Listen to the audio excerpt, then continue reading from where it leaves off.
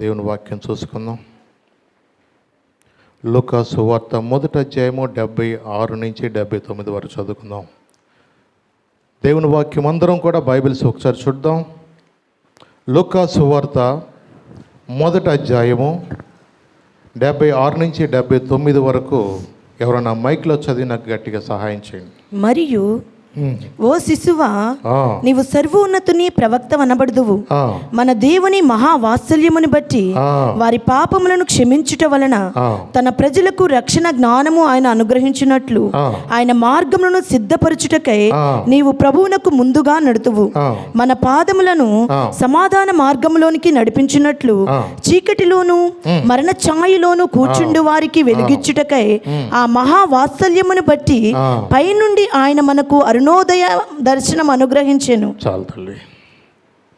చూడండి, ఇక్కడ వాక్య భాగంలో రాయబడినట్లుగా చీకటిలోనూ మరణ ఛాయలోనూ కూర్చుండే వారికి వెలిగించుటకై ఆ మహావాత్సల్యమును బట్టి పైనుండి ఆయన మనకు అరుణోదయ దర్శనమును అనుగ్రహించెను. చూడండి, ఇక్కడ వాక్య భాగంలో మనం గమనించినట్లయితే ఇక్కడ చీకటిలోనూ మరణ ఛాయలోనూ కూర్చుండే వారికి నిజమే. ఎందుకంటే ఈ లోకంలో ఎవరైనా చీకటిలో ఉన్నారంటే వారు పాపాన్ని స్నేహించేవారుగా ఎక్కువగా ఉంటూ ఉంటారు. మరి వెలుగు సంబంధులు ఎక్కడ ఉంటారంటే అనేక మందికి వాళ్ళు వెలుగు ఇవ్వాలనే తపనతో వాళ్ళు ఉంటూ ఉంటారు. నిజమే. ఇక్కడ వ్రాయబడిన వాక్య భాగంలో చీకటిలోనూ మరణ ఛాయలోనూ, మరణ ఛాయ అంటే నీడ, మరణం అనేది వాళ్ళని వెంబడిస్తుంది అని. అంటే మరణ ఛాయలో కూర్చుండే వారికి అంటే వాళ్ళ వెనకాల ఏమొస్తుంది? మరణం అనేది వెంబడిస్తుంది. చీకటిలో ఎప్పుడైతే వాళ్ళు వెళుతున్నారో తెలియకోకుండానే మరణం అనేది వారిని వెంబడిస్తూ ఉంది. అలాంటి వారికి అంటున్నాడు ఆయన, వెలిగించుటకై ఆ మహావాత్సల్యమును బట్టి పైనుండి ఆయన మనకు అరుణోదయ దర్శనమును అనుగ్రహించెను. అరుణోదయము అంటే సూర్యోదయము. నిజమే. చూడండి, సూర్యోదయం అనేది మనకి ఎప్పుడైతే ప్రారంభం అవ్వగానే అప్పటి వరకు ఉన్న చీకటి ఏమైపోతూ ఉంటుంది? ఆటోమేటిక్గా వెళ్ళిపోతూ ఉంటుంది. నిజమే. ఆ నీతి సూర్యుడు కూడా నీ మీద నా మీద ఉదయించినప్పుడు మనలో ఉన్న చీకటి కూడా ఆటోమేటిక్గా ఏమైపోతుంది? అది చూడండి, ఆ చీకటి అనేది ఆటోమేటిక్గా అది వెళ్ళిపోతూ ఉంటుంది. నిజమే. మనం లైట్ వేయంగానే అక్కడికి ఏం కనపడుతుంది? వెలుగు వస్తుంది. అలాగే దేవుని యొక్క బిడ్డలుగా దేవుడు నిన్ను నన్ను ప్రేమించి ఆయన యొక్క అరుణోదయాన్ని మన మీద కుమ్మరించినప్పుడు మనకేం జరుగుతుందంట? చూడండి, ఆ యొక్క దర్శనము మనం సౌలు గారి మీద ఆయన దమస్కు మార్గం గుండా వెళుతున్నప్పుడు జరిగింది ఏంటంటే, గొప్ప వెలుగు అనేది ఆయన మీద దర్శించినప్పుడు ఆ వెలుగు నాకు చూడలేక పడిపోవటం మాత్రమే కాదు కానీ దేవుని స్వరం కూడా విన్నప్పుడు ఆ వెలుగు ఏం చేసిందంటే అతనిలో ఉన్న చీకటి స్వభావము. ఎలాంటి స్వభావము? ఎవరైతే దేవుణ్ణి ఆరాధిస్తున్నారో, ఎవరైతే దేవుని ప్రేమించి దేవుని సన్నిధిలో వాళ్ళు ప్రార్థన చేసుకునే వారిని హింసించాలని, బాధ పెట్టాలని ఒక చీకటి ఆలోచన కలిగిన వ్యక్తిగా తను వెళుతున్నప్పుడు అరుణోదయ ఆయన మీదకి ప్రకాశించినట్లుగా, దేవుని యొక్క గొప్ప వెలుగు ఆయన మీద దర్శనం పొందినట్లుగా, ఆ తర్వాత తన కళ్ళలో ఉన్న పొరలు రాలిపోయి అహంకారం అనేది పోయి ఎవరు వాక్యం బోధించుకోకుండానే తనలో పాపమును గురించి ఒప్పుకోల ఆత్మ కూడా దేవుడు ఆయన హృదయంలో పెట్టాడు. 3 రోజుల ఉపవాస ప్రార్థన ఆయనే ప్రారంభించాడు. ఏ దైవజనుడు కూడా చెప్పలా నువ్వు ఉపవాసం ఉండు, ప్రార్థన చేస్తే నీ కళ్ళు వస్తాయి, నీ స్వభావం మారద్దని ఏ దైవజనుడు చెప్పలేదు. కానీ అరుణోదయ దర్శనం అనేది సౌలుకి ఎప్పుడైతే కలిగిందో ఆ దర్శనమును చూసి ఆ దర్శనము యొక్క ప్రభావాన్ని బట్టి తనలో ఉన్న గొప్ప వెలుగును అనుభవించాడు. అతనిలో ఉన్న అప్పటి వరకు ఉన్న చీకటి స్వభావం అనేది, అహంకారం అనేది, రోమిన్ అనేది, దేవునికి వ్యతిరేకంగా ఎవరైతే ఉంటున్నారో వారిలో ఉన్న ప్రతి చీకటి కూడా నిజమే ఆ స్వభావం అనేది అతనిలో నుంచి ఆటోమేటిక్గా వెళ్ళిపోయింది. నిజమే. ఎందుకంటే దేవుని బిడ్డలుగా దేవుడు దర్శించకపోతే ఒక వ్యక్తికి నువ్వు ఎంతన్నా చెప్పు, అదంటావు చూడండి, నీళ్ళ దాకా తీసుకెళ్తాం కంట కానీ చెరువు దాకా తీసుకెళ్తాం కానీ వాళ్ళని తాగించలేము. అలాగే వాళ్ళ స్వభావాల్లో ఎంత వాక్యం విన్నా వాళ్ళు ఎంతగా దేవుని సన్నిధిలోకి వచ్చి వాళ్ళు కానుకలు సమర్పించినా వాళ్ళ హృదయము మారాలంటే దేవుడు దర్శించకపోతే వాళ్ళ హృదయాల్లో నువ్వు చెప్పు, నేను చెప్పు, పెద్ద పాస్టర్ గారు చెప్పని, ఇంకా చిన్న పాస్టర్ గారు చెప్ప, ఆ మార్పు అనేది రాదు. నిజమే. ఎందుకంటే నేను మధ్య ఒక వ్యక్తి సాక్ష్యాన్ని కూడా వింటే, అతను రాజుల కుటుంబానికి చెందిన వ్యక్తిగా ఉన్నాడు. అతనికి లారీలు అంతా మంచి బాగా రిచ్ పర్సన్ అతను. ఆ వ్యక్తి తను బాగా డబ్బు ఉందిలే, మరి బాగానే సంపాదిస్తున్నాడు. అలాగే తను కూడా మరి లారీలతో పాటుగా ఆయన కూడా వెళుతూ ఉండేవాడు. ఈ లారీ కొనుక్కుని మంచిగా లాభం సంపాదించుకున్న వ్యక్తే. అలాంటి వ్యక్తి వాళ్ళ తల్లిగారు ప్రార్థనకు వెళతారు కానీ అతనికి ప్రార్థన అంటే ఇష్టం ఉండదు. మేమెవరం రాజులు అనుకుంటూ తన కులాన్ని బట్టి తన వంశాన్ని బట్టి తను యేసు ప్రభు అంటే చిన్న చూపు చూస్తూ అతనికి లెక్కలేనట్టుగా ఉండేవాడు.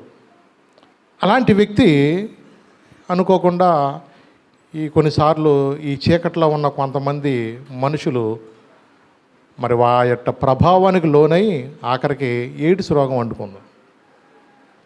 ఈ హెచ్ఐవి వ్యాధి వచ్చిన తర్వాత తనకి తెలియకోకుండానే తను బలహీనుడైపోతున్నాడు, నీరసం అయిపోతున్నాడు. మరి ఆ యొక్క పరిస్థితిని బట్టి డాక్టర్లు కూడా ఆఖరికి చెప్పారు, ఇక నువ్వు బ్రతకవయ్యా, నువ్వు చనిపోతావు అని చెప్పారు. ఆ పరిస్థితుల్లో చాలామంది కూడా ఇక అతను హాస్పిటల్లో చేర్చారు. భీమవరం ఒక మంచి ఫేమస్ హాస్పిటల్లో ఉంచారు. కానీ అతను ఎంత ట్రీట్మెంట్ తీసుకున్నా డాక్టర్లు కూడా చెప్పేసింది ఏంటంటే అతను ఇంకా కొన్ని రోజులు బతకడం తప్ప ఇక అతను బ్రతకడం కష్టం అని డాక్టర్ గారు చెప్పేశారు. ఈలోపు బంధువులు పిలుచుకున్నారు. బంధువులు కూడా రేపు వచ్చుద్దా కౌరు, ఎల్లుండి కౌరు వచ్చుద్దా అని ఇక చుట్టాలందరూ వచ్చి కార్యక్రమాలు చేయటానికి వాళ్ళందరూ కూడా చక్కగా వాళ్ళందరూ గ్యాదర్ అయిపోయి ఇక ఎప్పుడు ఫోన్ వస్తుందని వాళ్ళు మాత్రం ఎదురు చూస్తూ ఉన్నారు. కానీ ఈలోపు తన హాస్పిటల్లోనే ఉంటూ తను ఇక చనిపోతాడు అనుకున్న పరిస్థితిలో ఆ మంచం మీద అలాగే పడుకుని ఆ చెవులు కొంచెం ఇంకా పనిచేస్తున్నాయి. ఆ యొక్క వినికిడి శక్తిని బట్టి ఆ యొక్క హాస్పిటల్లో కిటికీలో నుంచి ఒక పాట వినపడుతుంది. ఇలాగ ఒక మందిరంలో నుంచి ఒక పాట అనేది వినపడుతుంది. ఆ పాట అతను ఎప్పుడూ వినలేదు కానీ ఆ పాట అనేది తన కోసమే వచ్చినట్టుగా, ఎందుకంటే ఇదివరకు మైక్ వినపడితే ఒళ్ళు మండిపోయేది. వీళ్ళకి పని పాట లేదు, పద్దాక చెవులు పగలగొట్టేటట్టుగా మైకులు ఆడుతున్నారని నానా తిట్లు తిట్టుకునేవాడు. అట్లాంటి వ్యక్తి ఇప్పుడు పాట అతనికి వినపడుతుంటే అతని మనసులో ఎలా ఉందంటే నా కోసమే దేవుడు నిజంగా ఈ పాటను పంపించాడేమన్న మనసు అతనిలో ఉంది.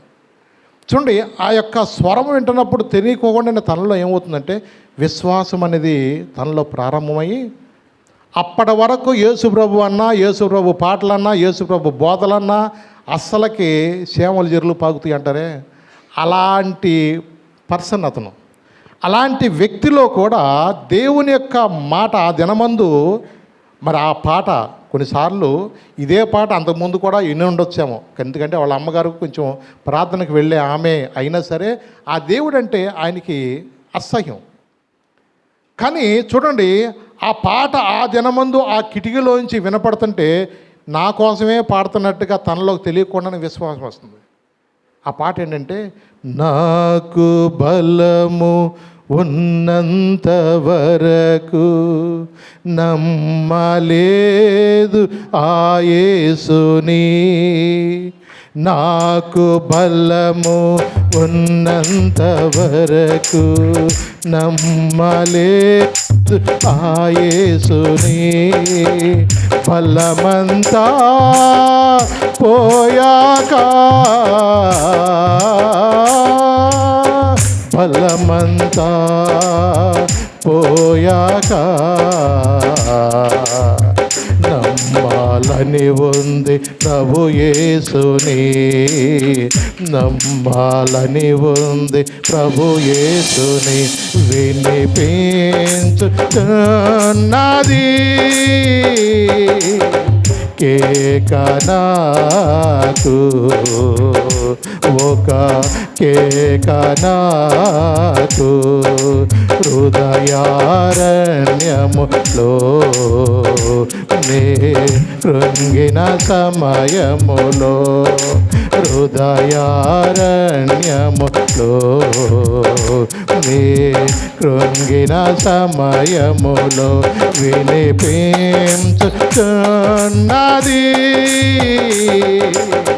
కేక నాకు, ఒక కేక నాకు. ఈ పాట అతనికి వినపడుతుంటే నా గురించే మాట్లాడుతున్నట్టుగా ఉంది. నాకు బలము ఉన్నంత వరకు అయ్యా నేను నిన్ను నమ్మలేదయ్యా. నా ఒంట్లో శక్తి ఉన్నప్పుడు నేను ఏదైనా చేయగలను, నేను వాహనం ఎంత స్పీడైనా నడపగలుగుతాను, నన్ను మించిన సూపర్ డ్రైవర్ నన్ను మించిన లేడు అనుకుని తన మనసులో చాలా అనుకున్నాడు. నిజమే. కానీ చూడండి, ఏ దినము ఎలాగుంటుందో, ఏ పరిస్థితి ఎలాగుంటుందో ఈ లోకంలో మనం ఎవరం కూడా చెప్పలేము. యాకోబు చెప్పాడు, రేపేమి సంభవించునో మనకు తెలీదు. నేడుండి రేపు ఏంటంట మనము పొయ్యిలో వేయబడినట్టుగా. అంటే చూడండి, ఆవిరి వంటి వారమే అన్నాడు మన వాక్యం. ఎలాంటి వాళ్ళంట? ఆవిరి ఎంతసేపు ఉంటుంది? మూతలా తీసినప్పుడు అలా కాసేపు వెళ్ళిపోతే రావలేకపోతుంది. మన జీవితాలు కూడా ఇంతసేపే నీటి బుడగ వంటిది. అంటే చూడండి, మనిషి జీవితము ఏ ప్రాటిది? ఆరోగ్యం ఉన్నప్పుడు, మనలో శక్తి ఉన్నప్పుడు, మనలో బలం ఉన్నప్పుడు, మనలో మంచి ఉద్యోగం ఉన్నప్పుడు, మనం ఒకవేళ ఏదేదో మనం ఊహించుకుని నేను అది చేయగలను ఇది చేయగలను అంటూ ఎన్నో ప్రగల్భాలు పలుకుతాం. కానీ కొన్నిసార్లు ఆ రోజు నీ రోజు కాని రోజు కూడా ఒకటి వస్తుందని మనం ఎవ్వరం కూడా మర్చిపోవద్దు. అవునండి, ప్రతిరోజు మనది కాదండి. ఏ టైము ఎలా ఉంటుందో మనకు తెలియదు, పరిస్థితులు ఎలా మారుతాయో మనకు తెలీదు. ఆ దినమందు దేవుని యొక్క వాక్యము అతనికి వినటానికి ఎప్పుడూ కూడా ఇష్టపడలేదు. కానీ ఆ పాట అనేది తను ఎప్పుడైతే తను వింటున్నాడో తనలో తెలియకోకుండానే విశ్వాసము, తెలియకోకుండానే ఒప్పుకోలు ఆత్మ తన హృదయములో తను పనిచేస్తున్నప్పుడు తన మనసులో అనుకున్నాడు, ప్రభువా నీ చిత్తమైతే నన్ను బ్రతికించు, నీ చిత్తమైతే నన్ను శుద్ధినిగా చేయి అయ్యా, నా బ్రతుకు కాలం అంతా కూడా నీ సాక్షిగా ఉంటానయ్యా, నాకు ఒక్క అవకాశం నాకు దయచేయమని ఒంట్లో ఓపిక లేకపోయినా మనసులో అనుకున్నాడు. ఎక్కడ అనుకున్నాడు? మనసులో ప్రార్థన కూడా దేవుడు వింటాడా లేదా? ఎందుకంటే మనకు నోరు ఉన్నప్పుడేమో వాళ్ళ మీద వీళ్ళ మీద పోటాడతాం. మరి నోరు లేనప్పుడు కనీసం మనసు మైండ్ పనిచేస్తున్నప్పుడన్నా దేవుడికి అన్నీ తెలుసు కదా. ఎందుకంటే మన ప్రార్థన నీ మనసులోది కూడా ఎరగడు. తన నోటి మాట నీ పెదవులకు రాక మునిపే ఆయన నిన్ను ఎరిగి ఉన్నాడు. కాబట్టి ఆయనకి లోకంలో తెలియనిదంటూ ఏది కూడా లేదు. నీ మనసు ఎరిగిన దేవుడు, నీ హృదయం ఎరిగిన దేవుడు, నీ వేదన చూస్తున్న దేవుడు, నీ యొక్క బలహీనత అన్నీ కూడా దేవుడు తెలుసు. కాబట్టి మనం దేవుని సన్నిధికి వచ్చినప్పుడు మనం ఏదో యోగ్యులమని గనులమని ఎప్పుడు కూడా ఆయన ముందు మనం కనబరుచునేటట్టు ఉండకూడదు. కానీ ఎవడు దీనుడై విరిగి నలిగిన హృదయం కలిగి నా మాట విని వణుకుచుండునో వానినే నేను దృష్టిస్తాను. దేవుని దృష్టిలో మనం ఉండాలంటే మనం మేసాల మేలెత్తే పనిలో మనమేదో గొప్పవారం, మేమేదో ఉన్నతమైన వాళ్ళం, అబ్బో అబ్బో అనుకుంటే మనకి పనులు అవ్వవు. ప్రభు దగ్గరికి వచ్చినప్పుడు మనం నేర్చుకోవాల్సింది ఏంటంటే, యేసు ప్రభు మనకు ముందు మాదిరి ఉన్నాడు. ఆయన ఎవరో దేవుని కుమారుడు, ఆయనే దేవుడు అయ్యుండి కూడా ఆయన ఎలా వచ్చాడు? దాసుని స్వరూపము ధరించుకొని తన్ను తాను రిక్తునిగా చేసుకున్నాడు.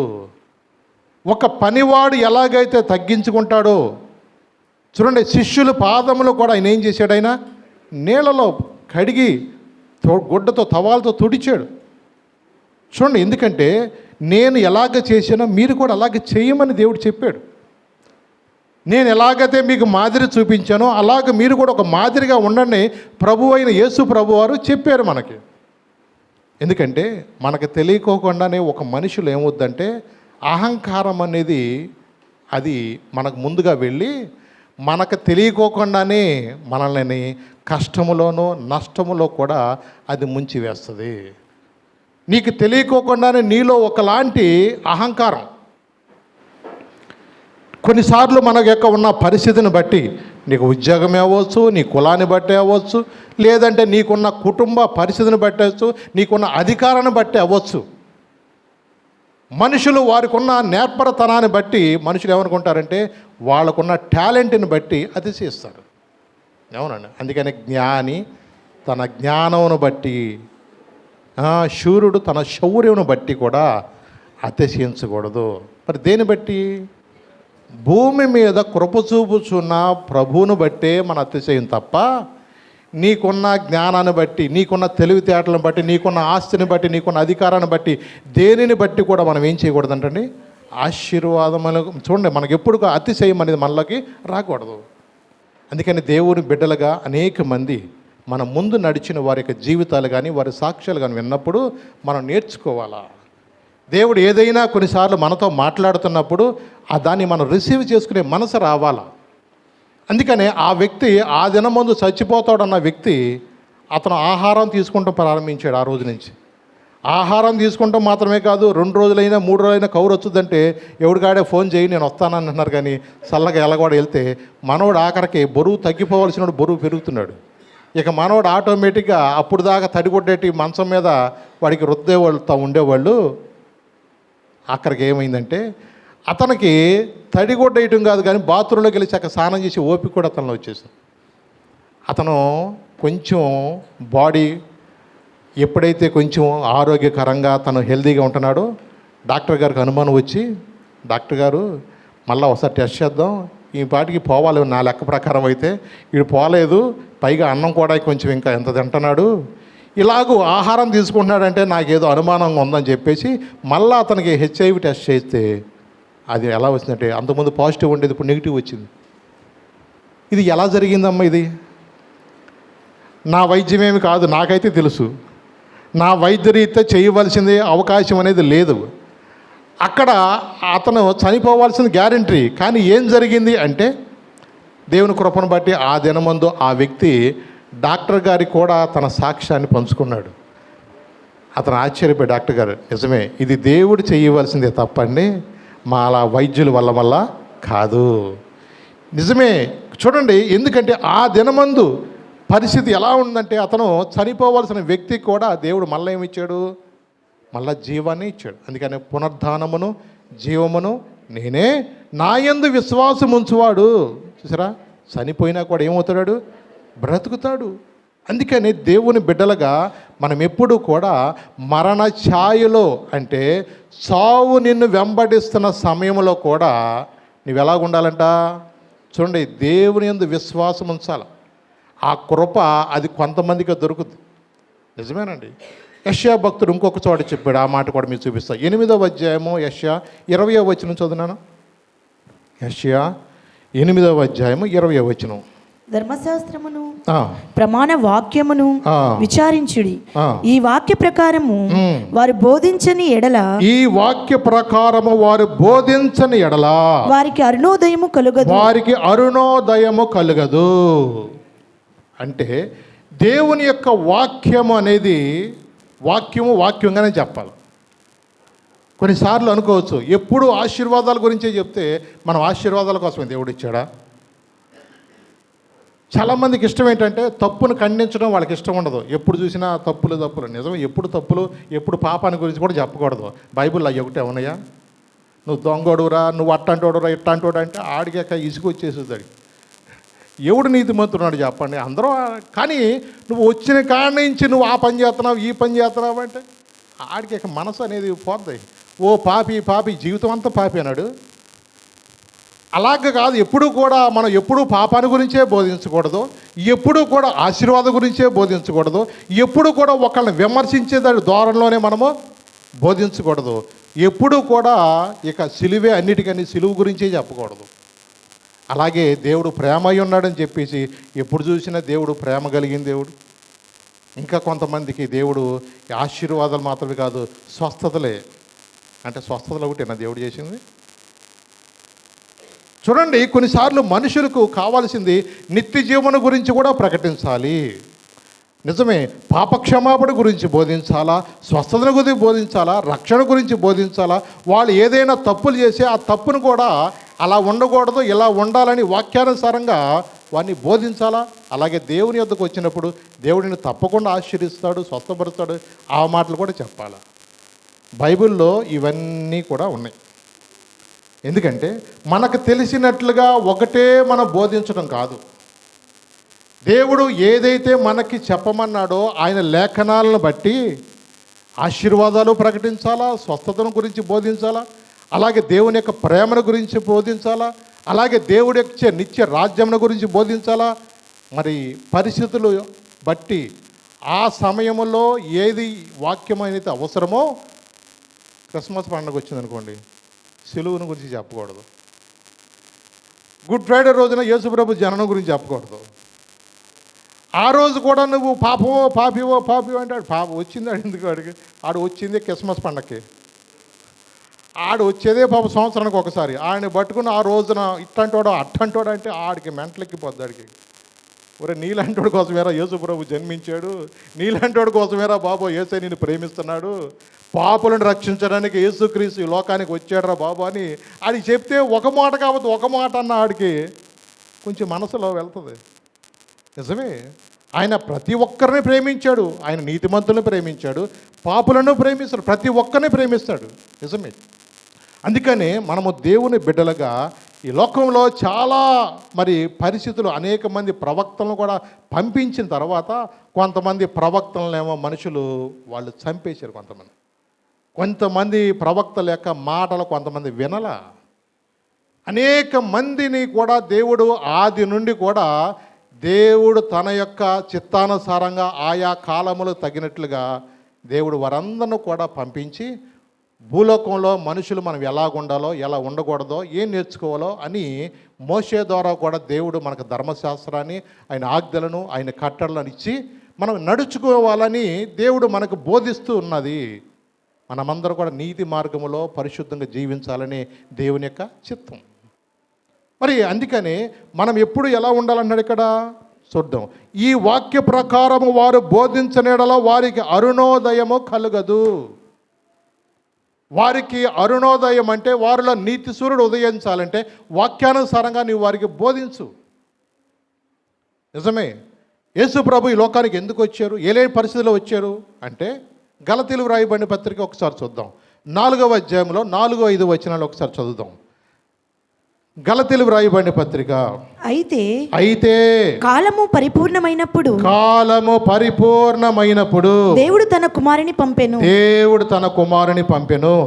ఆయన స్త్రీ యందు పుట్టి మనము దత్తపుత్రులము కావాలనని ధర్మశాస్త్రమునకు లోబడి ఉన్న వారిని విమోచించుటకై ధర్మశాస్త్రమునకు లోబడిన వాడాయను. చాలు తల్లి, ఇక్కడ చూస్తే ఏమందంటే కాలము పరిపూర్ణమైనప్పుడు దేవుడు తన కుమారుని పంపెను.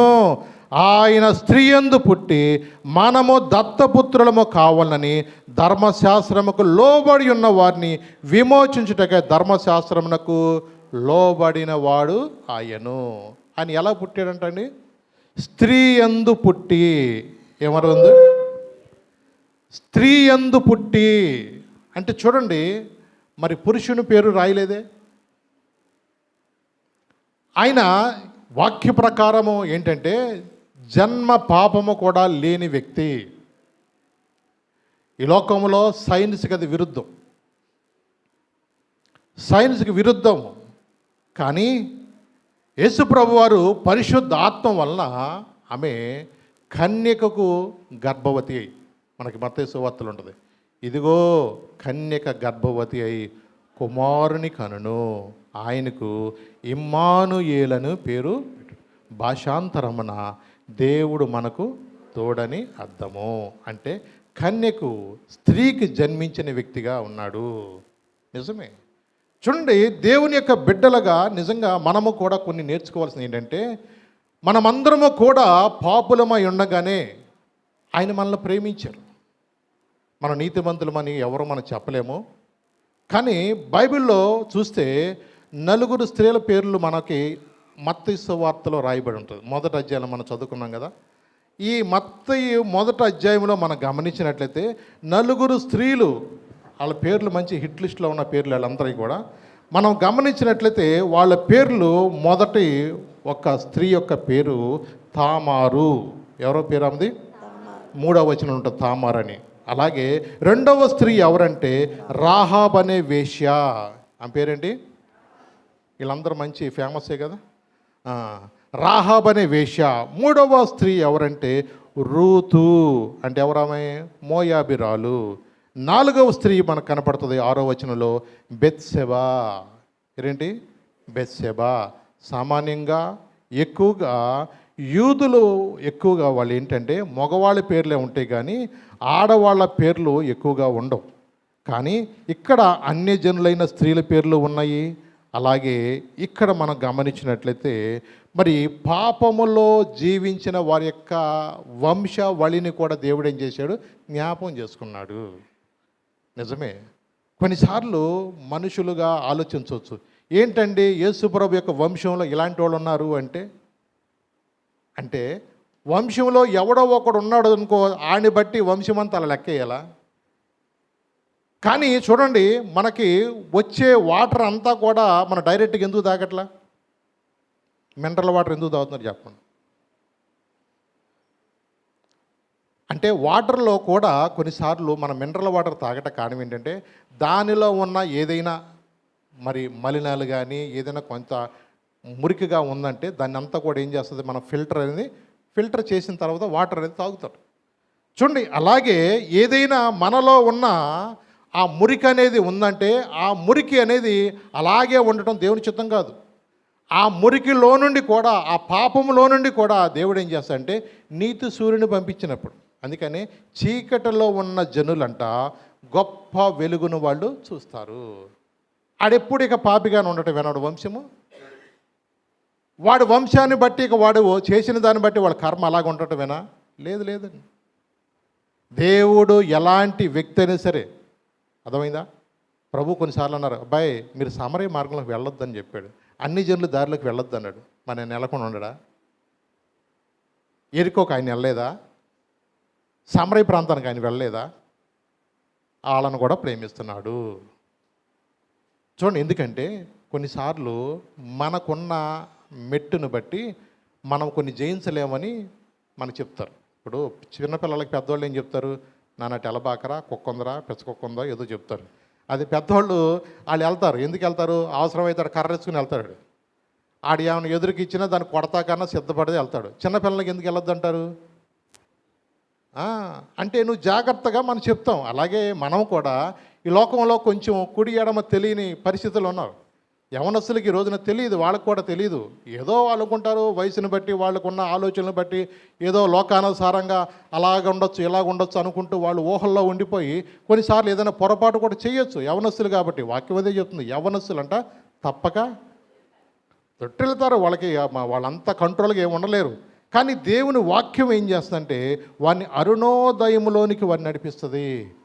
అంటే సూర్యోదయములకు చీకటిలోనూ ఉన్న వారిని వెలుగులోకి నడిపించేదే దేవుని యొక్క వాక్యము. అందుకని మనము ఇక్కడ గమనించినట్లయితే 4 స్త్రీలు ఉన్నారు అక్కడ. మొదటగా మనం చూసింది ఏంటంటే తామారు. ఎవరేమా? తామారు. ఈ తామారు అంటే మనకు తెలుసు యోధా యొక్క కోడలు కదా. యోధా యొక్క కోడలు. చూడండి, మనం చూస్తే ఈ యొక్క యోధా కోడలకి వీళ్ళు మనకు వాక్య భాగంలో కూడా మనం ఒకసారి చూద్దాం. మనం మత్తయి సువార్తలకు వెళదాం. చూడండి ఒకసారి. ఆదికాండం రండి 38వ అధ్యాయము 26 నుంచి 29 దాకా చూద్దాం ఒకసారి. ఆదికాండం 38, 26 నుంచి 29 దాకా. యూదా వాటిని గుర్తుపట్టి నేను నా కుమారుడైన షేలాను ఆమెకి ఇయ్యలేదు గనుక ఆమె నాకంటే నీతిమంతురాలని చెప్పి మరి ఎప్పుడునూ ఆమెను కూడలేదు. ఆమె ప్రసవ కాలమందు కవలవారు ఆమె గర్భమందుండిరి. ఆమె ప్రసవించుచున్నప్పుడు ఒకడు తన చెయ్యి బయటకు చాచెను గనుక మంత్రసాని ఎర్ర నూలు తీసి వాని చేతికి కట్టి ఇతడు మొదట బయటకు వచ్చినని చెప్పాను. అతడు తన చెయ్యి వెనుకకు తీసినప్పుడు అతని సహోదరుడు బయటకు వచ్చాను. అప్పుడు ఆమె నీవేలా ఖేదించుకుని వచ్చితివనెను. అందుచేత అతనికి ఫెరెస్సు అని పేరు పెట్టబడింది. పేరు ఏం పెట్టాడు? పెరెసు. పెరెసు అంటే ఏంటి? భేదము. ఇక్కడ మనం గమనించినట్లయితే ఆ దినమందు ఈ యొక్క కోడలు తామార్ అనే ఆమెకు తన యొక్క యూదుల ప్రకారం ఎలా ఉంటుందంటే, పెద్దవాడు చనిపోయాయి అనుకోండి, ఆ కోడలకి తర్వాత కుమారుడికి ఇచ్చి పెళ్లి చేసేవాళ్ళు. ఒకవేళ వాడు చచ్చిపోయాడుకోండి, మళ్ళీ తర్వాత వాడు చేసుకోవాలి. అందుకని మనము నయోమంట చూసారా, అమ్మ నేను ముసలిదాన్ని అయిపోయాను, మీకోసం ఇప్పుడు పిల్లల్ని కానీ మళ్ళీ మీకు ఇవ్వలేను, మీరు చక్కగా మీ ప్రాంతానికి వెళ్ళిపోమని మరి నయోమి చెప్తుంది కదా. అలాగే వాళ్ళకున్న ఆచార ప్రకారం ఏంటంటే, ఒక వ్యక్తి చనిపోయినప్పుడు తన సహోదరుడు ఆ కాలంలో ఆ ఇంటి బాధ్యత నెరవేర్చడానికి అతనికి ఆమెనిచ్చి మళ్ళీ వివాహం చేసేవాళ్ళంట. అలాంటి పరిస్థితుల్లో తన కుమారుడైన వాడు షేలాను వీడు చిన్నాడు అని మనసు అతను నచ్చల. ఈమెక పంపించేయటమో ఏదో జరిగితే ఇక ఆమె వెళ్ళిపోయింది. ఒక రోజున ఆమె ఈమెను చూసి చీకట్లో వేసి అనుకుని ఈమెతో తప్పు చేస్తాడు. అప్పుడు అతని దగ్గర ఉన్న దారము కానీ కర్ర కానీ ఇవన్నీ కూడా, అతను ముద్ర కానీ ఇవన్నీ కూడా అతని దగ్గర ఉంచుకుంది, ఆమె దగ్గర ఉంచుకుంది. చూడండి, అతను అనుకున్నాడు ఇవన్నీ చూసి ఆ ప్రాంతంలో ఏదో వేసి అనుకున్నాడు తప్ప, తర్వాత జరిగిన దాన్ని బట్టి తప్పు చేసిన ఆమె అసలు ఇలాంటి వాళ్ళని ఏం చేయాలి, మనం సమాజంలో ఉండకూడదు, ఇలాంటి వాళ్ళని మనం రాళ్లతో కొట్టి ఏం చేయాలి, ధర్మశాస్త్రం ప్రకారం చంపేయాలన్నారు. అసలుకి ఏం జరిగింది ఏంటి అని మొత్తం ఎంక్వైరీ చేస్తే ఆఖరికి ఆమె నిలబెడితే ఎందుకు జరిగింది ఎవరిది అని చెబితే, అయ్యా నేను ఇలా ఉన్నప్పుడు ఒక వ్యక్తి వచ్చి నా దగ్గర ఈ కొదువు పెట్టాడు, ఈ ఎవరియో కొంచెం చూడండి అన్నాడు. ఈ ముద్ర ఎవరిదో చూడండి, ఈ కర్ర ఎవరిదో చూడండి, ఈ దారం ఎవరిదో చూడండి అన్నాడు. అందరికి లైట్ వెలిగింది. అందరికి అర్థమైపోయింది, పలానా వ్యక్తి యోధానా, ఏంట్రా మామ, నువ్వు మామ అయ్యుండి కోడలతో తప్పు చేయటమా, కూతురులాగా భావించాల్సిన కోడల్ని ఏం చేసావు నువ్వు అంటే, వావి వరసలు అనేది తప్పిని. ఏం తప్పుని? వరస అనేది కనపడతారు అక్కడ. చూడండి, ఈ రోజున ఎప్పుడో యోధా గురించి అనుకోవసరం లేదు కానండి, ఇవాళ ఎలాంటివి అసలు చెప్పలేము, వినలేము.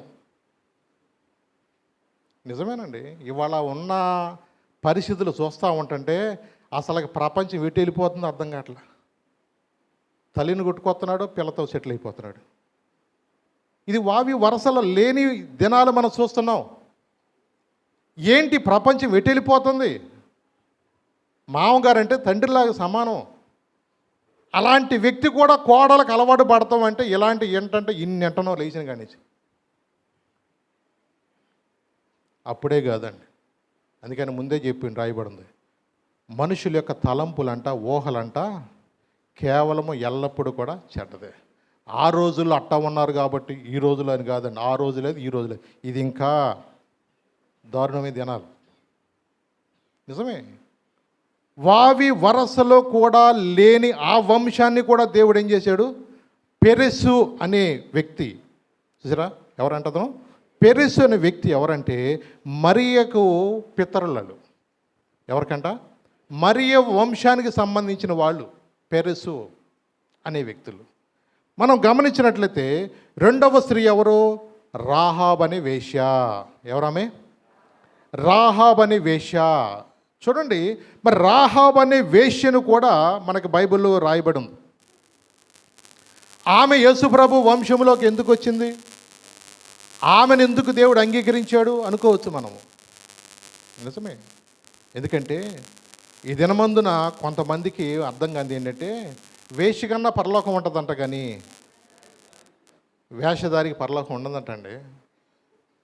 నిజమే, వాక్యము సత్యమే. అలాంటి వ్యక్తిని, అలాంటి పర్సన్ని దేవుడు ఎందుకు ఎంపిక చేసుకున్నాడు? రాహాబ్ అంటే ఎరికో ప్రాంతాన్ని ఏలేసింది కదా, అలాంటి స్త్రీని కూడా దేవుడు ఎందుకు ప్రేమించాడు, అలాంటి వారిని కూడా క్షమించాడు, అలాంటి వారిని కూడా దేవుడు వాడుకున్నాడండి. వేగుల వారు వచ్చినప్పుడు ఆ ప్రాంతంలో మీరు చూడండి, యెహోషువలకు రండి ఒకసారి, యెహోషువలకు రండి, 2వ అధ్యాయం 1వ వచనం ఒకసారి చదివినాను ఒకసారి. నూను కుమారుడైన యెహోషువ వేగుల వారైన ఇద్దరు మనుషులను పంపించి మీరు పోయి ఆ దేశమును ముఖ్యంగా ఎరుకోను చూడడని వారితో చెప్పి షిత్తీము నొద్ద నుండి వారిని రహస్యంగా పంపెను. వారు వెళ్ళి రాహాబును ఒక వేశ్య ఇంట చేరి అక్కడ దిగగా, చూసారా ఆమె ఎవరు అంటండి అక్కడ, రాహాబు ఒక వేశ్య ఇంట వారు ఎక్కడ దిగగా, అంటే వేగుల వారికి ఏమి ఇచ్చింది, ఆమె ఆశ్రయం ఇచ్చింది. వేగుల వారిని ఏం చేసింది, ఆ జనప కట్టల మధ్య వారిని దాచి భద్రపరిచింది.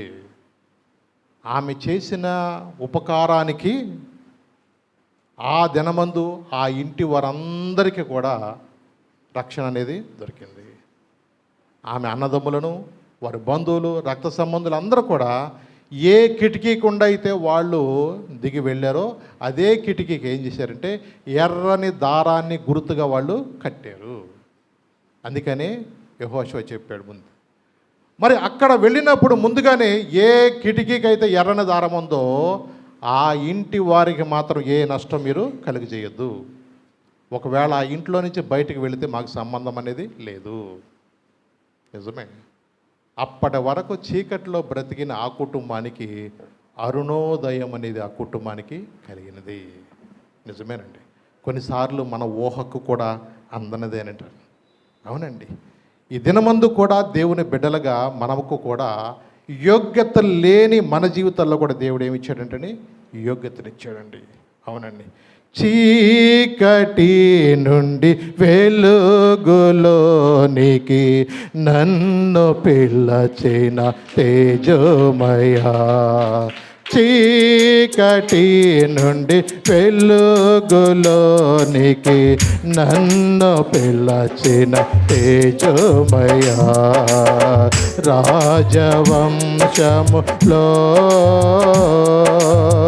యాజకత్వము చేసేదను, రాజవంశములో యాజకత్వము చేసేదను. కృపామయుడా నీలోనా, కృపామయుడా నీలోనా నివసింపజేసినందునా, ఇదిగో నా స్తుతుల సింహాసనం, కృపామయుడా. ఎక్కడి నుంచి వచ్చారంటండి, చీకటిలో నుండికి వెలుగులోనికి రప్పించిన దేవుడు అండి. వీడిని ఎక్కడ తీసుకెళ్ళండి, మళ్ళా రాజ్యవంశంలోనికి. ఎక్కడికంటండి, రాజ్యవంశములో కంటే రాజాది రాజు ప్రభువులకు ప్రభు అయిన యేసు ప్రభు యొక్క వంశంలో కూడా ఎవరున్నారు చూడండి. కొన్నిసార్లు మనకు ఆశ్చర్యం వేస్తుందండి. ఏంటండి ఇలాంటి రాహాబ్ అనే వేశ్యను దేవుడు ఏర్పరచుకున్నాడా? తామార్ అనే ఆమెకు వంశంలో యేసుప్రభు యొక్క వంశంలో ఉందా? ఇంకొక అమ్మాయి ఉంది. ఎవరు అమ్మాయి పేరు అంటే రూతు. ఎవరమ్మాయి? రూత్ అనే అమ్మాయి ఏ వంశం సంబంధించిన అమ్మాయి? మోయాబు వంశం అంటే మనకు తెలుసు. తండ్రి చేత వాళ్ళు పిల్లలను సంపాదించుకున్న స్త్రీలు వాళ్ళు. ఇది ఇంకా దారుణమైన పరిస్థితి చూడండి. ఎందుకంటే కొన్నిసార్లు మనకు వినటానికే కొన్నిసార్లు బాధగా ఉండొచ్చు కానండి, కొన్నిసార్లు ఇలాంటివి కూడా కొన్నిసార్లు నిజంగా జరుగుతుంటే ప్రభా ఏమైపోతుంది ప్రపంచము, అసలు ఏంటి కాలం ఎటు వెళ్ళిపోతుంది, ఒకవేళ దేవుని ఉగ్రత మన మీదకి వచ్చేస్తామన్నట్లుగా ఉంటుంది వాళ్ళ పరిస్థితులు వస్తుంది. మనుషులకు వరస వావి వరసలు మర్చిపోయి ఇలాంటి పరిస్థితుల్లో మనం ఉంటున్నారే. ఆ కాలంలో ఏదో మనకి వాళ్ళు మోయాబు సంతానము శపించబడిన ఆ వంశాన్ని బట్టి దేవుడు కొన్నిసార్లు ఆ వంశాన్ని చాలాసార్లు ఊరుకోలేదు, దాన్ని అసహించుకున్నాడు. అలాంటి వంశములో నుంచి మోయాబీయురాలైన రూతును కూడా దేవుడు మళ్ళీ ఏ వంశంలో చేర్చారండి? యేసు ప్రభు యొక్క వంశావళిలో ఆమె పేరు కూడా ఉన్నది. నిజమేనండి. చూడండి, కొన్నిసార్లు మనం అనుకోవచ్చండి, 4వ స్త్రీ ఎవరంటే బెత్షెబా. ఎవరామె? బెత్షెబా. ఈ బెత్షెబా అంటే ఎవరంటే ఉరియా భార్య అని ఉంటుంది. ఏమనుంటుంది? మరి ఉరియా భార్య ఆయన దావీదు ఏం చేశాడంటే ఆమెతో తప్పు చేశాడు, పాపం చేశాడు. చూడండి, ఎందుకంటే పాపం చేయటం మాత్రమే కాదండి, దావీదు ఎంత భయంకరమైన పని చేశాడంటే ఈమెను బట్టి తన భర్తను కూడా, ఉరియాను కూడా ఏం చేశాడు, చంపించాడు. చూడండి, కొన్నిసార్లు భర్త ఉండగానే ఎవరైనా సరే చూడండి, ఎందుకంటే రాజుగారు కదండి నేను మాట్లాడలేకపోయాను అంట కుదరదు. ప్రాణం పోయినా కొన్నిసార్లు ఎలా ఉండాలంటే, దేవుడు మనల్ని చూస్తున్నాడు, నేను ఇలాంటి పని చేయకూడదని యోసేపులాగా నిలబడే వారిని దేవుడు చూస్తున్నాడు. ఒకవేళ ఆమె నేను ఏమి చేయలేకపోయాను అని కొన్నిసార్లు ఆమె తప్పు చేసినా చూడండి, అలాంటి స్త్రీని కూడా ఇప్పుడు ఎక్కడ వచ్చింది మళ్ళా కొన్నిసార్లు గమనిస్తే యేసు ప్రభు యొక్క వంశావళిలో కూడా ఆమె కూడా ఉంది. నిజమే, ఎందుకంటే ఈ యొక్క బెత్షెబ అనే ఆ స్త్రీ ద్వారా కూడా మనకు యేసు ప్రభు యొక్క వంశావళి రావటానికి ఈమె యోసేపు యొక్క వంశస్థురాలు అంట. ఎవరో? అవునండి, ఇవన్నీ మన చరిత్ర ప్రకారం చూసుకుంటే యోసేపు దావీదు రాజవంశానికి సంబంధించిన వ్యక్తి. ఇలాంటి వంశాలను కూడా దేవుడు ఏం చేశాడు, ఏర్పరచుకున్నాడు. కొన్నిసార్లు వాళ్ళ యొక్క చరిత్ర కానీ వారి పేర్లు వింటాను కూడా మనకు అసహ్యం ఉండొచ్చేమో, కానీ దేవుడు నిజంగా మన హృదయాన్ని మన ముందెడితే మనకు అంతకన్నా ఘోరం అనిపిస్తుంది. ప్రభా, యోగ్యత నాలో ఉందా? అసలు ప్రభు అంటాక నేను అర్హుడేనా? నీ మందిరంలో నేను రావటానికి నాలో ఏమన్నా యోగ్యత ఉందా అని కొన్నిసార్లు మనకే మన జీవితాలను ప్రభు చూపిస్తే అసహ్యం వేస్తుంది మనకి. అవునండి, దేవుడు ప్రేమామయుడు, కృపామయుడు. ఆయన ప్రతి ఒక్కరిని కూడా ప్రేమించే దేవుడు. రోమిలు రాయబడిన పత్రికలో రాయబడి ఉంది, 3వ అధ్యాయం 9వ వచనం ఒకసారి చదువునా. రోమిలు రాయబడిన పత్రిక 3వ అధ్యాయం 9 నుంచి 11 దాకా చదువు ఒకసారి. పౌలు గారు రాసిన మాటలు. అలాగైనా ఏమందము మేము వారికంటే శ్రేష్ఠులమా? మేము వారికన్నా శ్రేష్ఠులమా? తక్కువ వారమా? ఎంత మాత్రమును కాదు. కాము. యూదులేమి గ్రీసు దేశస్థులేమి అందరూ పాపమునకు లోనై ఉన్నవారని ఇంతకు ముందు దోషారోపణ చేసి ఉన్నాము. ఇందును గూర్చి వ్రాయబడినదేమనగా, నీతిమంతుడు లేడు, ఒక్కడునూ లేడు, గ్రహించువాడెవడునూ లేడు, దేవుని వెదకువాడెవడునూ లేడు. దేవుని వెదకువాడు ఒక్కడూ లేడు, అందరూ త్రోవ తప్పి ఏకంగా పనికి మాలిన వారైరి. ఎవరంటండి పనికి మాలినోడు? అంటే ఊరుకుంటాడు ఎవడన్నా? నువ్వే పనికి మాలినోడు, మీ నాన్న పనికి మాలినోడు, మీ అమ్మ పనికి మాలిన అంటారు తప్ప, కానీ వాక్యం ఏమంటుంది? పనికి మాలిన అంటండి. అందరూ త్రోవ తప్పి అన్నాడా? నేను ఎక్కడ తోవ తప్పలేదండి, మేము పులినండి, నేను ఇంకా అన్నవాళ్ళు ఎవడన్నా ఉండడా? నేను మిస్టర్ పర్ఫెక్ట్ అన్నవాళ్ళు ఎవరో చెయ్యత్తనికి వచ్చావు ఇక్కడ. మిస్ యూనివర్సిటీలో, మిస్టర్ బ్యూటీలో చూశానేమో, కానీ మిస్టర్ పర్ఫెక్ట్లు ఎక్కడో లేడు. అందరూ ఏదో పొరపాటు చేసిన వాళ్ళమే ఈ లోకంలో ఉన్నప్పుడు. మనము కూడా ఆ పరిస్థితులు బట్టి దేవునికి వ్యతిరేకంగా మనం అందరం కూడా తప్పు చేసిన వాళ్ళమే. కానీ చీకటిలో నుండి మనల్ని ఎక్కడికి, వెలుగులోనికి ఆయన మన ఏం చేస్తున్నాడు, ఆయన నడిపిస్తున్నాడు. అందుకని నన్ను అక్కడ ఏమన్నాడు, అలాగైనా ఏముందము మేము వారికంటే శ్రేష్ఠులమా? తక్కువవారమా? ఎంత మాత్రమో కాము. యూదులేమి గ్రీసు దేశస్తులేమి అందరూ పాపమునకు లోనై ఉన్నారని ఇంతకుముందు దోషారోపణ చేసి ఉన్నారు. అవునండి, భూమి మీద పుట్టిన ప్రతి ఒక్కరూ కూడా జన్మ పాపం లేనివాడు అంటూ ఎవడన్నా ఉన్నాడా? ఒకే ఒక్కడు, జన్మ పాపము కూడా లేని వ్యక్తుడు. ఆయన అంటున్నాడు, నాలో పాపం ఉన్నదని ఎవరైనా నిరూపించగలరా? అది అండి ఛాలెంజ్ అండి, ప్రపంచానికి ఛాలెంజ్ అండి. అందుకనే కన్యక గర్భవతి కుమారుని కనన్నాడు. జన్మ పాపము లేని వ్యక్తి కూడా ఒకే ఒక వ్యక్తి, ఆయనే నజరేయుడైన యేసు. అందుకనే ఆయనే ఒక్కడే అర్హుడు. ఎందుకు? పాపము నుండి క్షమించటానికి, పాపములో నుండి మనలందరూ విడిపించడానికి. పాపము లేని వ్యక్తిగా ఆయన ఒక్కడే మనల్ని క్షమించడానికి అర్హుడు. భూమి మీద అందరూ కూడా ఎవరు, అందుకే రాశాడు, నీతిమంతుడు లేడు, ఒక్కడు లేడు. నిజమే, ఎవరం కూడా మనం భూమి మీద ఉన్నవాళ్ళు అందరం కూడా ఏదో ఒక పొరపాటు చేసిన వాళ్ళమే. కానీ ఒకే ఒక ఆయన ఉన్నాడు, నిన్ను నన్ను క్షమించడానికి కలిగిన అర్హుడు. అందుకని అనేక మంది గొప్ప గొప్ప దైవజనులను, ప్రవక్తలను ఈ భూలోకానికి పంపించాడు. నిజమే. పూర్వకాలం నిజంగా అమెరికా దేశంలో రెడ్ ఇండియన్స్ మధ్య డేవిడ్ బ్రేనార్డ్ గారు వెళ్ళినప్పుడు అక్కడున్న పరిస్థితిని బట్టి చూసి అసలు ఎట్ట మారుతారండి. అలాంటి అడవి మనుషుల మధ్య దేవుడు సేవకు వాళ్ళని పంపించాడండి. డేవిడ్ లివింగ్స్టన్ అన్న ఆయన గారిని ఆఫ్రికా దేశం అని చీకటి ఖండం అనేవాళ్ళు. ఈ ఖండం అది చీకటి ఖండం అంటే అసలు మనుషులు పీక్కు తినే రకం. అలాంటి మనుషుల మధ్యలోకి దేవుడు తన సేవకులను పంపించింది. ఎందుకంటే చీకట్లో తెలివి ఉండిపోతున్నారు, వాళ్ళకి ఏమి అర్థం కావట్లేదు, బట్టలు కట్టుకుంటూ తెలవట్లేదు, వాళ్ళకి నాగరికత అంటూ ఏమీ తెలియట్లేదు వాళ్ళకి. ఇలాంటి మనుషులు అలాగే నశించిపోవటం, మనుషులు తినటం తప్పు. మన దేశంలో తక్కువ. చూడండి, పూర్వకాలం కూడా ఇలాగే మనలో కూడా ఆడవాళ్ళు చదువుకోకూడదు. నిజమే. ఆడవాళ్ళకి ఏదో తొందరగా పెళ్లి చేసేయాలని అట్టాగే మొట్టమొదటి పుట్టిన పిల్లల్ని గంగానదిలో పడేసేవాళ్ళు పూర్వం.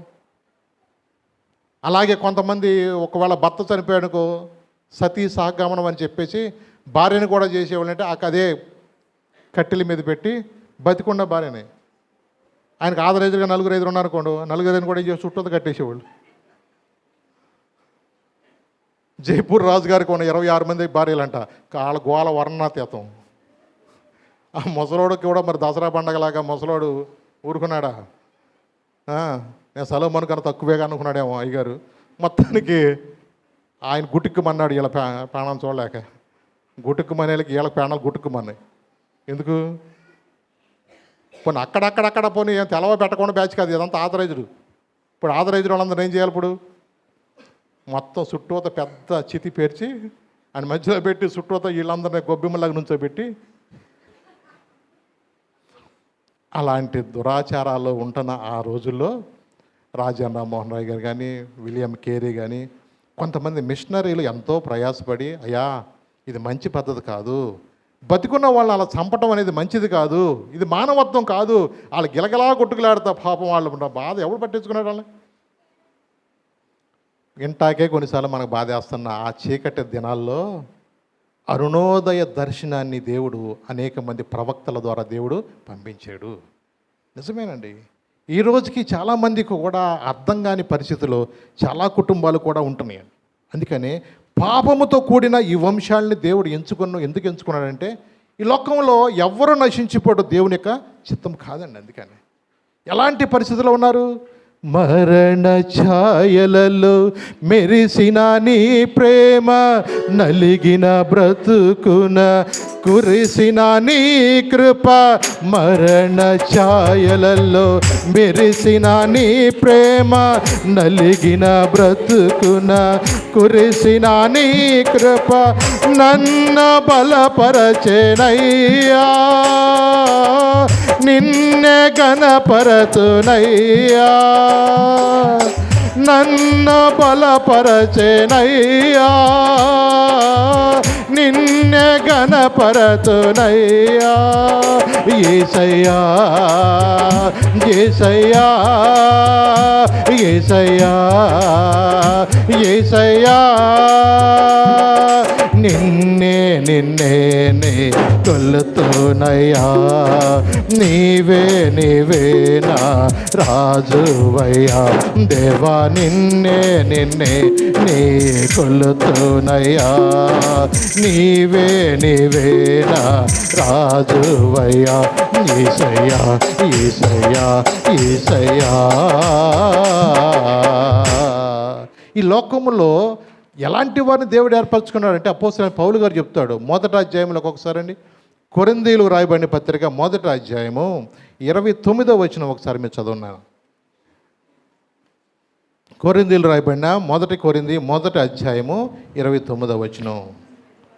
ఇక్కడ ఏం రాయబడిందంటే, ఏ శరీరయు దేవుని ఎదుట అతిశయింపకుండానట్లు జ్ఞానులను సిగ్గుపరచుటకు లోకముల నుండి వెర్రి వారిని దేవుడు ఏర్పరచుకుని ఉన్నాడు.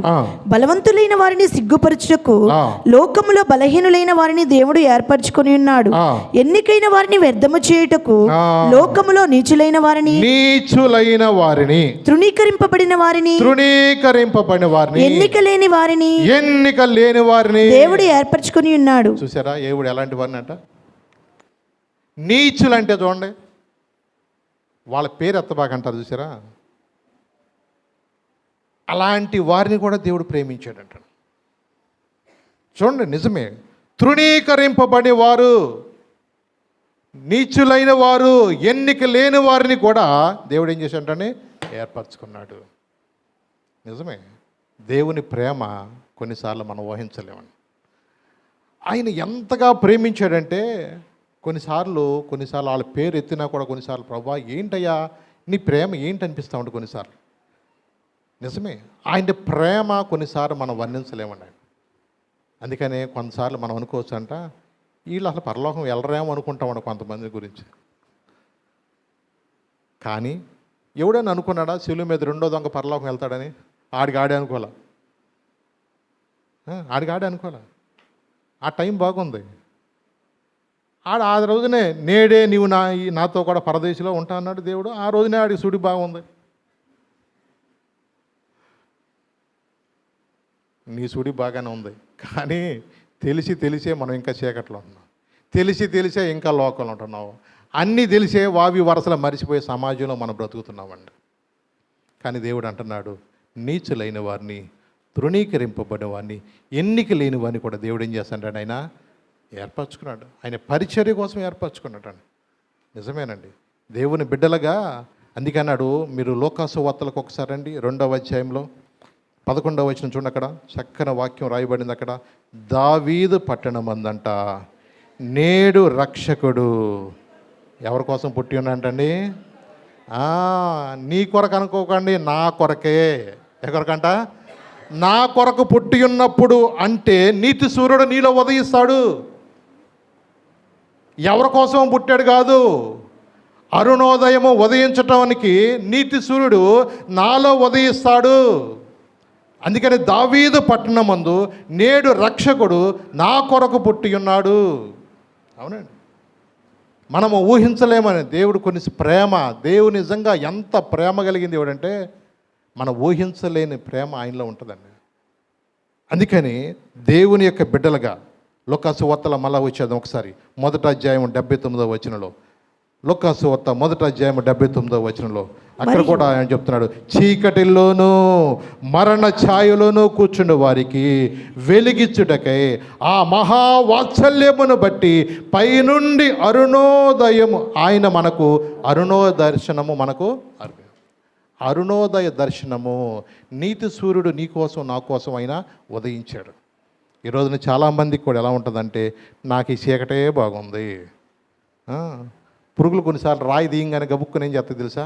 అటు ఇటు గబగబా పరిగెత్తూ ఉంటాయి రాయి కింద ఉన్న పురుగులు. అంటే లైట్కి చూడంగానే అవి ఇటు ఇటు దాక్కుంటూ ఉంటాయి. అందుకని కొంతమంది చీకట్లో మాట్లాడుకున్న వాళ్ళకి లైట్ వేసామనుకో ఎవటాడు అంటాడు గబుక్కుని. మా చిన్నప్పుడు కొంతమంది అయితే వీధి లైట్లు కూడా చీకటిగా ఉండాలని చెప్పేసి లైట్లు కావాలని పగలగొట్టాడు. ఎందుకంటే మా చీకటి సామ్రాజ్యానికి అడ్డుగా ఉన్నాయని వీధి లైట్లు కూడా పగలగొట్టేసేవాడు కొంతమంది. అలాంటి చీకటిలో ఉన్న మనుషులు చాలామందికి ఏంటంటే మాకు చీకటే కావాలి, ఆ తాగుడే కావాలి, మాకు ఆ ఖైనియే కావాలి. ఊరు చచ్చిపోతావరా వింటాడా? వినరు. దవళ్ళ తీసేసినా సరే ఇంకో దవడ తన అవుతా కానీ ఖైనీ మాత్రం కావాలనే వాళ్ళు ఉన్నారు ఇవాళ. నిజమేనండి. తెలియకోకుండానే ఇవాళ చాలామంది వెలుగులో ఉన్నావు అనుకుంటున్నారు తప్ప వాళ్ళు చీకటినే ప్రేమిస్తున్నారు. అవునండి. యెషయా భక్తుడు చెప్పాడు ఆ మాట కూడా ఒక్కసారి నేను చెప్పి ముగిస్తాను. 9వ అధ్యాయం 2వ వచనంకి వచ్చేయండి. యెషయా భక్తుడు చెప్పిన మాట 9వ అధ్యాయం 2వ వచనంకి రండి. చీకటిలో నడుచు జనులు గొప్ప వెలుగును చూచు, చీకటిలో ఉన్న జనులు గొప్ప వెలుగును చూచుతున్నారు. మరణ ఛాయగల దేశ నివాసుల మీద ఏముందండి అంటే మనుషులను మరణం వెంబడిస్తున్న దినాల్లో ఇవాళ వెలుగు అనేది ఈ రోజున ఏం చేస్తుంది? ఆ వ్యక్తికి ఆ రోజున దేవుని యొక్క పాట వినబడి సావంచుల దాకా వెళ్ళిపోయిన వ్యక్తికి ఏమొచ్చింది? ఇప్పుడు జీవం వచ్చి రోడ్డు మీద చక్కగా సాక్ష్యం పలుకుతూ ఉంటుంటే నాకు విని నిజంగా చాలా సంతోషిస్తుంది. ప్రభా, చచ్చిపోయే వ్యక్తిని నువ్వు ప్రేమించావా? ఆ ఒక్కనే కాదండి. మనం ఎప్పుడో లాజర్ గురించి, మనం ఎప్పుడో యాయిరు కుమ్మత్తు గురించి చెప్పుకోను కాదండి. ఈ రోజున చాలామంది కూడా నిజమే నేను ఎన్నోసార్లు కొంతమంది అవకాశం వచ్చినప్పుడు నేను కూడా ఇలాగే ఐసీయూలో కొంతమంది వెళ్ళినప్పుడు చచ్చిపోతారయ్యా ఒక్కసారి వెళ్ళినప్పుడు ఏదో కాలో చెయ్యో పట్టుకుని యేసునామములో చిన్న ప్రార్థన చేసి, ఓ మరణమా నీ ముల్లెక్కడ, ఓ మరణమా నీ విజయం ఎక్కడ, మరణపు ముల్లుని విరిచిన యేసయ్య ఈ దినమందు సజీవుడైన దేవుడు అని, ప్రభా ఈ బిడ్డలకు ఒక్క అవకాశం దయచేయమని చిన్న ప్రార్థన చేస్తే తిరిగి వచ్చిన వాళ్ళు బోళని మంది ఉన్నారండి. యోగ్యత లేని నా బ్రతుకులో కూడా దేవుడు ఎలాంటి కార్యాలు ఎన్నో జరిగించాడు. ఎందుకంటే దేవుడు ఎవరినైనా వాడుకుంటాడండి. దేవుడికి కావాల్సింది ఏదో పెద్ద రెవరెన్లు అవసరం లేదండి. ఆయనకు కావాల్సింది ఏంటంటే ఆయన నామమున ప్రార్థన చేయటానికి ఎవరు నా నిమిత్తం వెళతారంటే యెషయా అన్నాడు చూసారా, అయ్యా నేనున్నానయ్యా నన్ను పంపు. మనలో యోగ్యత కాదు, కానీ ఏదైనా ఉందంటే ఆయన యొక్క కృప. ఆయన కృప ద్వారానే మనం రక్షించబడ్డాం తప్ప మనం ఏదో పెద్ద ప్రార్థనా పనులు నేను డామ్ డిమ్ డిస్క్ అంటున్నానని మనలో ఏం లేవండి. అర్థమైందా? నీవెవడో నేనెవడండి, ఇంతలో ఉండి అంతలా ఆవిరే మన బ్రతుకులకి. దేవుడు ఆయన కృప ఉంటే తప్ప మనం ఒకటి దేవుని కృపను బట్టి మన మనస్సాక్షిని హృదయాన్ని జాగ్రత్తగా కాపాడుకుంటూ, ప్రభా ఏ రోజు నువ్వు పిలిచినా నేను వెళ్ళటానికి సిద్ధపరిచాయి అంటూ దీనంగా మనం బ్రతికితే దేవుడు అంతమించి ఏమడుగుతున్నాడండి? మీకు అబ్రాక్తున్నాడు కదా, న్యాయంగా నడుచుకో, కనికరము కలిగి ఉండు, ప్రేమించమను. ఇంతే కదా దేవుడు నిన్ను అడుగుతున్నాడు. ఏమడుగుతున్నాడు దేవుడు నిన్ను? నీకేం గుండె అడుగుతున్నాడు దేవుడు? ఏమన్నా నీ గడ్డం తీసేయమన్నాడు దేవుడు? ఈ కాదండి దేవుడు. చాలామంది ఏమనుకుంటారంటే ఈరోజున ఒక అమ్మాయి నేను పాస్ అయితే కనుక బీఈడి మా ఆయన గుండు కొట్టిస్తాను ముక్కుందంట. ఎవరు పాస్ అయితే? నేను అడిగా ఏంట్రా నువ్వు గుండు కొట్టిస్తున్నావంటే మా ఆవిడ ఇట్ట ముక్కుందనయ్యా అన్నాడు. ముక్కు మీ ఆవిడ ముక్కుంటామేట, నువ్వు గుండు కొట్టించుకుంటామేట, ఇప్పుడు మీ ఆవిడ కొట్టించుకోమను. కొన్నిసార్లు కొన్ని వెరైటీలు ఉంటాయి. కొన్నిసార్లు ఎంత ఈజీగా ఉందని ఇచ్చేస్తున్నారు. దేవుడికి అది ఇవ్వటం కాదు గొప్ప. నా కుమారుడా నీ హృదయానికి, అవునండి, నీ హృదయం ఎప్పుడు తెరవబడదో తెలుసా? ఆ అరుణోదయ దర్శనము నీ కలిగినప్పుడు, ఆ నీతి సూర్యుడు నీ హృదయంలోకి వచ్చినప్పుడు తెలియకోకుండానే ఒక సౌలు పౌలుగా మారటం మాత్రం కాదు, తన హృదయాన్ని మార్చుకుని బ్రతికితే క్రీస్తు కొరకు, సావైతే లాభమని బ్రతికేడే. అదే ఆ నిజమైన వెలుగు నిన్ను దర్శిస్తే నువ్వు కూడా దేవుని పరిచయంలోకి వెళతావు, దేవుని రాజ్యాన్ని కడతావు, దేవుని కొరకు నమ్మకంగా బ్రతుకుతావు. లేచి నిలబడదాం, దేవుని సన్నిధిలో అడుగుదాం, ప్రభా ఆ అరుణోదయ దర్శనము నాకు మీదకి రానిమ్ము ప్రభా. చీకటిలో ఉన్న జనులు గొప్ప వెలుగును చూస్తారని మాట్లాడిన దేవుడు ప్రభా. నిజమే ప్రభా, ఈ లోకంలో ప్రభా అయా నేనెక్కడా కూడా నాయన చీకటిలో నాయన నశించిపోవటం నీ చిత్తము కాదు ప్రభా. ఈ లోకములో ప్రభా నిజమే ప్రభా యోగ్యత లేని మనుషులను ప్రభా నిజమే ఆ దినమందు ప్రభా యేసు ప్రభు యొక్క వంశావళిలో తామారు పేరును రాసేవయ్యా. నిజమే, ఎందుకంటే ఆమె యొక్క జీవితాన్ని బట్టి ప్రభా ఒక్క వరస వావి వరస తప్పిపోయిన ఆమె స్త్రీలాగా కనపడుతుందయ్యా. రాహాబ్ అనే వేశ్యను చూస్తే ప్రభా ఆమె కూడా ప్రభా తండ్రి నాయన ఎరికో ప్రాంతములో తన జీవితాన్ని అనేక మంది జీవితాలను పాడు చేసిన వేశ్యగా తన జీవితాన్ని బట్టి ప్రభా అలాంటి ఆమెను కూడా నీ యొక్క వంశావళిలో చేర్చుకున్నావు ప్రభా. అవునయ్యా తండ్రి నాయన రూత్ అనే ఆమె మోయాబురాలు ప్రభా. ఆ మోయాబు వంశమో ప్రభా ఒక తండ్రి చేత కుమారులను కన్న వంశాన్ని ప్రభా ఆ వంశంలో నుంచి వచ్చిన రూతును కూడా ప్రభా అయా వంశావళిలో మీరు ఏర్పరచుకున్నారు ప్రభా. అలాగే ప్రభా బెత్షెబా అని ఆమె ప్రభా అవునయ్యా తండ్రి నాయన దావీదు పొరపాటు చేసిన ఆమె ద్వారా కూడా ప్రభా ఆమె పేరును కూడా ప్రభా యోసేపు వంశము యొక్క పూర్వీకురాలుగా నువ్వు యొక్క వాక్యము చెప్తుంది ప్రభా. నిజమే ప్రభా, కొన్నిసార్లు మేము వింటా అంటే ప్రభా ఇలాంటి వ్యక్తులను కూడా నువ్వు ప్రేమించావయ్యా. అలాంటి వ్యక్తులను కూడా నువ్వు నిజంగా వారి వంశావళిలో చేర్చావంటే ప్రభా అయ్యా ఎంత ప్రేమ కలిగిన దేవుడు, ఎంత కృప కలిగిన దేవుడు ప్రభా. అయ్యా నిజమే, నా నీతిని బట్టి నేను ఇక్కడ నిలబడలేదయ్యా, నా భక్తిని బట్టి నేను ఇక్కడ నిలబడలేదు ప్రభా.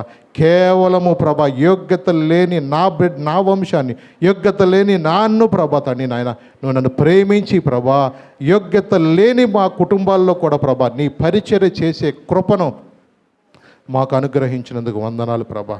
దేవా ఏదైనా ప్రభ ఉందంటే అది కేవలం నీ కృపే కానీ మా సొంత శక్తి కాదు, మా సొంత బలము కాదు, మా సొంత ప్రార్థన కాదు ప్రభా. దేవా నీ ప్రేమకు వందనాలు, ఈ సన్నిధికి వందనాలు తండ్రి. ఇదినమందు నాయన నీవు మాతో మాట్లాడుతున్నందుకు వందనాలు. వావి వరసల లేని ప్రభ ఈ దినాల్లో కూడా ఆ దినమే కాదే ప్రభా అయ్యా నువ్వు ప్రేమిస్తున్నావని మాట్లాడుతున్నందుకు వందనాలు ప్రభా.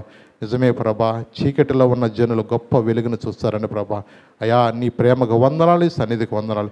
ఈ దినమందు విత్తబడిన వాక్యం మా హృదయంలో భద్రపరుచుకొని మేము కూడా ప్రభా నీతి కలిగిన వారుగా, ఆ నీతి సూర్యుడు మా హృదయంలో ఉదయించినట్లుగా అనేక మందికి ప్రభా వెలిగించేవారుగా మా జీవితాల్లో కూడా మార్చమని, నీ వాక్యం మా హృదయంలో భద్రపరచమని నా జడని యేసు నామం నడుచున్నాను తండ్రి.